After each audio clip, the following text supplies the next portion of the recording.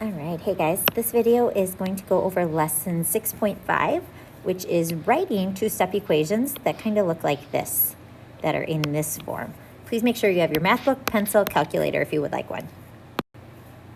All right, so our success criteria for today are by the end of the lesson, you'll be able to write, solve, and check an equation that's in this form that uses the distributive property. All right, let's start on page 317 in our math book, and you can work this problem out on the top. So we're going to talk about a bowling problem. It says, suppose four friends go bowling, and they spend a total of $28.80. They all have to pay a certain amount per game, per person, and I'm not going to tell you what that is. But the cost to rent shoes is $3 per person. Could you guys figure out, well, how much does it cost for a game? All right, so here's what we're going to try to do. So why don't you pause the video, see if you could write an equation before I go through it. Okay, so here is how I usually go about this. So I have four friends.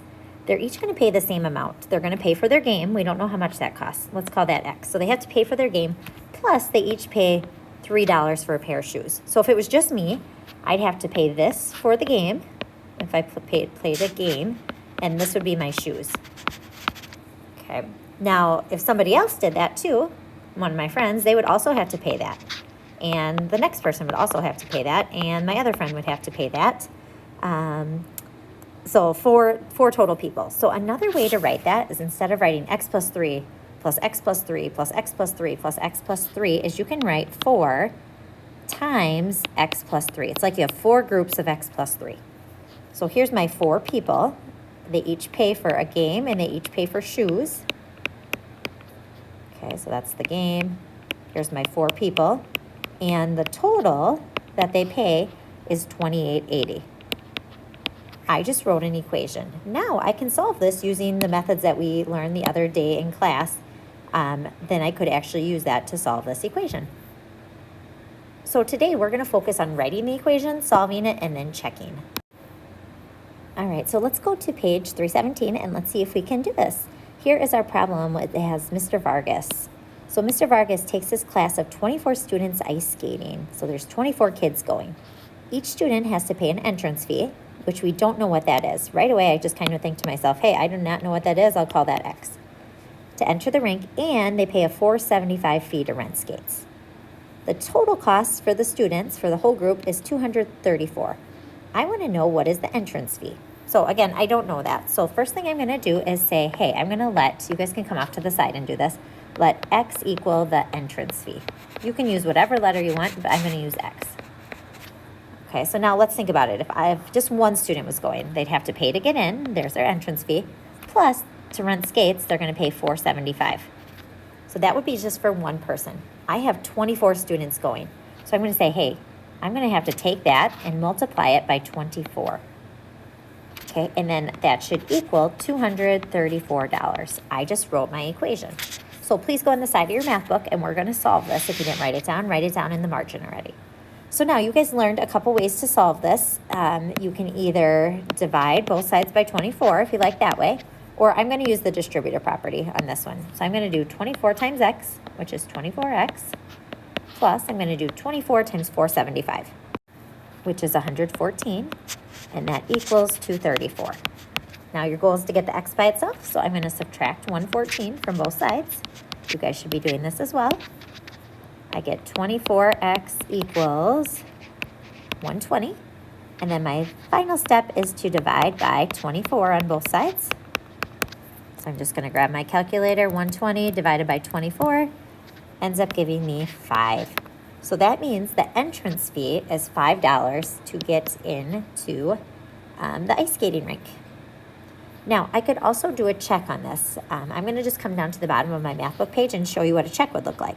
So I'm going to do 24, and then in parentheses, instead of an F, I'm going to put a 5 plus 475 equals 234.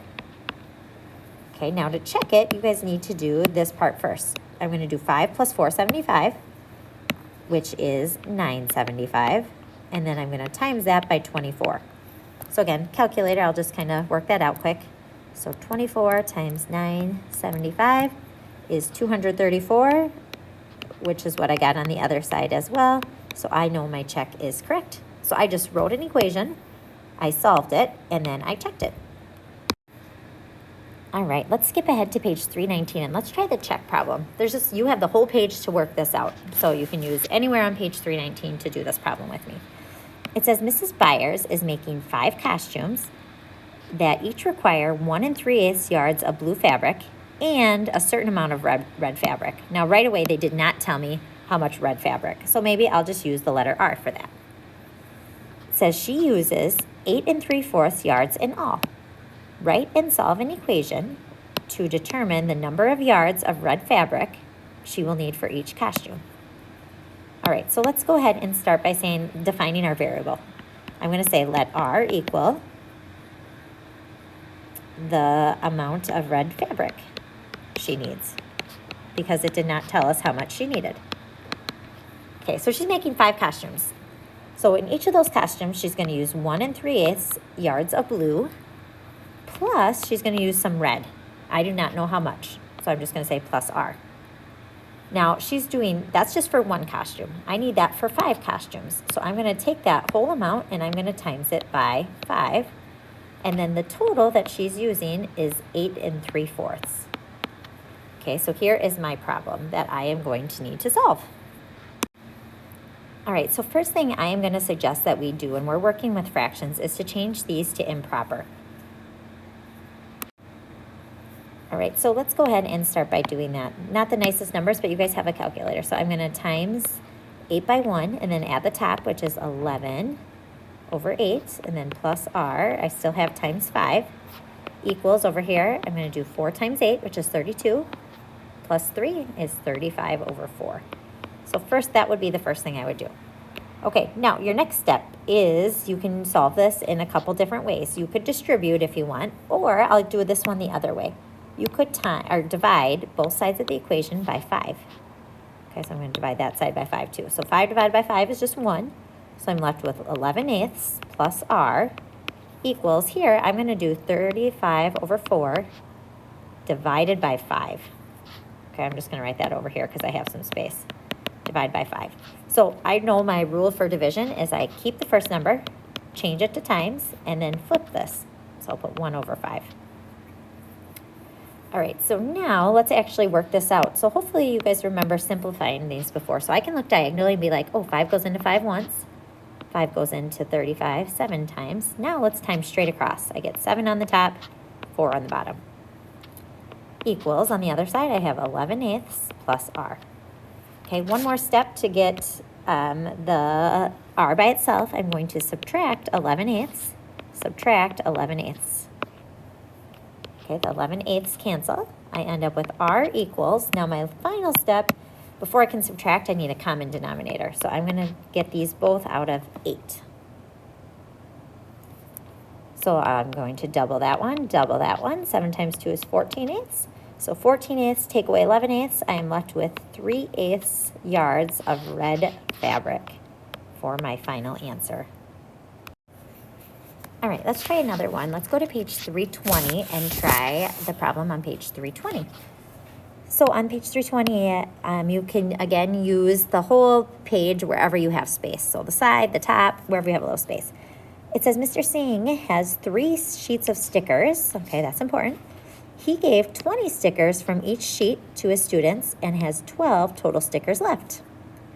It says write and solve an equation to find the total number of stickers S there were originally on each sheet. So we do not know how many stickers were on a full sheet. So they call that S. All right, so first thing I'm going to do is I'm going to say let S equal the number of stickers on a full sheet. All right, so that's defining your variable. Okay, second thing we're going to try to do is write an equation. So I'm going to have you pause the video and try to write an equation on your own. All right, so I'm going to say, hey, if I have a full sheet of stickers, that's S. Okay, that would be if I had all of them. It says Mr. Singh gave 20 away from each sheet. So he took that sheet and he gave 20 away from it. Now he did that for 3 sheets. This right here, what I have right now, that's just for 1 sheet. I need to do that for 3 sheets. So I'm going to take this times it by 3. And then total, he has 12 stickers left. So I'm going to say equals 12. So there's my equation. Now I would like you guys to pause the video, and I would like you to solve this using either method that you like. All right, so let's draw your line down. This time I'll solve it using the distributive property. So I'm going to do 3 times s is 3s. 3 times 20 is minus 60.